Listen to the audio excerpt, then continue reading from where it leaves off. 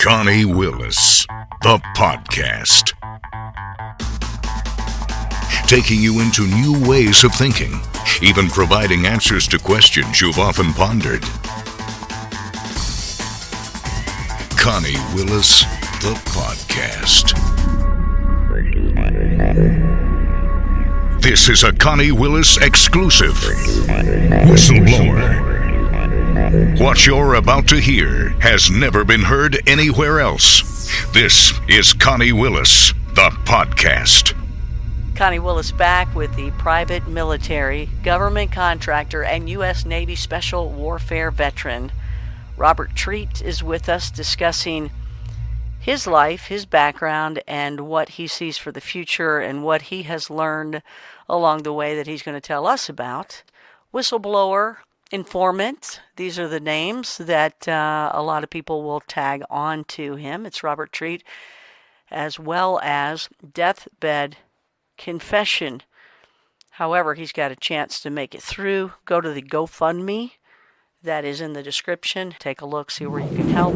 Informant. So you're in the midst of all this. Did you literally see Greys and Reptilians at any of these parties? I saw reptilians. At the parties? Yes. I mean, walking around like lizard people. Yes, and the ones I saw, I know I've seen, people have made depictions where they're all scaly and stuff. These look like smooth-skinned salamanders. Wow. But were they like green? Humanish faces? No, they were just white, like no pigment at all. But they in faster than you can blink, they can change from the salamander, which is what I call them. They can change from that salamander look, and as quick as you can blink, they're a person. And I don't think that they're really shape-shifting. I call it a glimmer, that they can make you see them that way. They're not actually, I don't believe that they're actually changing physical form, like they're mutating into something else. But if you look at them, you're going to see them as a person, even though that's not what's there. So how do you know? Is it a different angle or something? How do you know that you see, when you see them as a salamander, is there something different? Or is their head tilted off to the right a little bit or something to where you get the effect? I mean, how is it that you see them one way than the other way? It's just, you're looking at them and the next thing you see is a person. So it's almost like you see them originally and then maybe your mind even goes, oh no, there's a person there. Yeah. Or is it something they do? I believe it's something they do, that they can like hypnotize you in some way to where you see what they want you to see. So they're in all these parties as well, just having a drink or whatever, hanging out with everybody. Yeah. Speaking English, everything. How? Maybe they do change shape. It's just, I kind of feel like, maybe they don't. Like, that would seem kind of hard for, a 6, 7, 8 foot creature to reduce its mass. Oh, well, that would make a difference too. If they're 7 to 8 foot, then you also know they're different, right? Yeah, I mean, they were huge, huh? They're considerably taller. But when you see them as people, they're regular height. So that's what makes me think it's more of a glimmer than an actual transformation, because, how do they convert a big mass into a small mass? Oh, so you've seen them both ways. Oh, yes. And I've seen them at these parties, and I also saw them at the Mormon temple in Salt Lake City. As looking as humans or looking as reptilians? Looking as reptilians. And it's not until you get up closer to them or something where you actually engage in conversation, and then they turn back into what looks like a human, appears to be a human? Yeah. The ones we saw at the Mormon temple, it was clear we were not supposed to be in there. And we weren't. I went with a buddy of mine who was an excommunicated bishop, like a high up from he was actually married in the temple, which is a big deal, right? To be married in the temple is like the biggest deal in the Mormon church. Um, but he turned against the church and been excommunicated. So he took me there, and we joined a tour.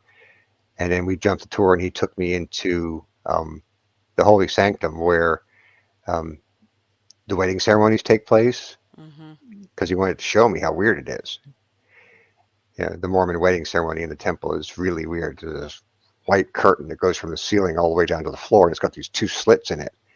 And the couple stands before the sheet, facing the sheet, and these two arms come through the sheet, touch them on the shoulder, and they're married. That's the ceremony. It's supposed to be the hands of God are coming through and touching them and joining them. Oh, wow. Right?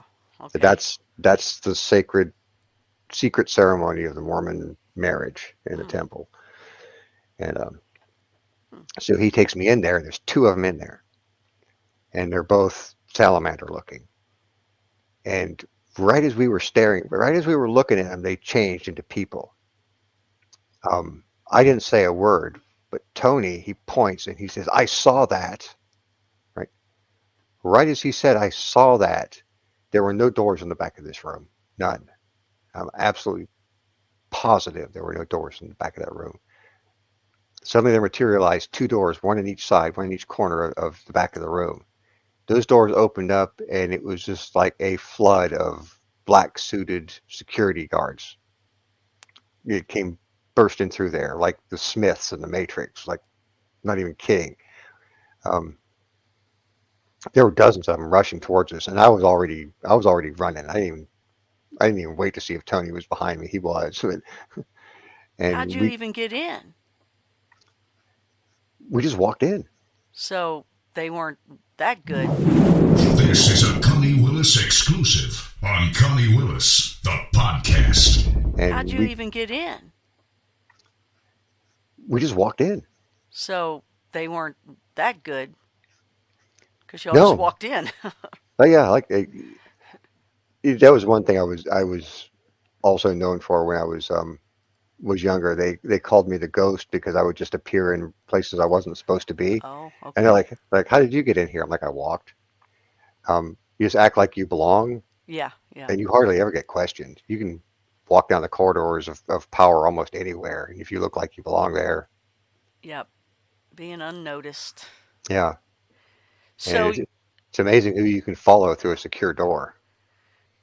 You do all, so you're in with the elite, and you do all these things for them, and you give them answers, and do they not realize you're a good guy at heart? They don't recognize your intentions, or did you have to play a game with them? No, because you wear your heart on your sleeve. They didn't recognize me as a good guy, but for most of the time, they were just asking me to do things that, either weren't wrong. Well, now that I see it was part of an overall agenda, which I didn't see at the time I was doing these jobs for them. Arrange financing for this company, deliver this material here, make sure this happens. All right. It was all just, the course of business. It wasn't until I really, got invited to be part of the group, and I started openly hearing their conversations about what they were trying to achieve, and I'm like, is that why they had me do that project? Was that going towards that goal? Got it. So it's really, bottom line is to thin the herd. Yeah, to thin out the herd is an important thing, because they have to manage their resources. They need to stay wealthy. They need to stay powerful. They need to stay in control. I see. But the ultimate agenda, as far as the fallen goes, and even the reptilians, is to defeat the Primarchs when they come back. Religion would call that the second coming. Right. And, where are they right now? I feel it's going to be soon. Why aren't they here with us, though, to help us with the bad guys all here? Why aren't they kind of here? We have to work that out for ourselves. Like, we have to prove that we're worthy of being saved. If we don't, the only ones who are going to be saved, the only flesh that was going to be saved, are those who actually worked and achieved that standard of survival, of shedding out the negative side of us where it doesn't even exist anymore. I mean, you couldn't imagine Buddha beating a dog, right? Right. You know, you've got to shed away every part of you that's rotten. You got to cut it away, you know. And that's why you know, I've come to believe that our scriptures are actually messages, things that they've told our ancestors, right? That they wrote down in whatever primitive way they could try to communicate. And we just still don't get it. We still don't get it. You know, when it says, you know, if your right hand offends you, you know, cut it off. It doesn't mean literally cut your hand off. Yeah. You know, your right hand is just symbolic of your actions. Your forehead is symbolic of your thoughts. That right? book has lasted through the test of time. There's a reason for that still to be right there and to learn from it. Can you look at a beautiful woman and not think lewd things? You know, these are the levels of control. We have to attain a level of purity in ourselves. They're not going to do it for us. Informant. What you just heard has never been heard anywhere else. This is Connie Willis, the podcast. Informant. Learn more about Connie, her guests, and be sure to join her private membership shows, Blue Rock Talk and Connie After Dark, at ConnieWillis.com. Whistleblower.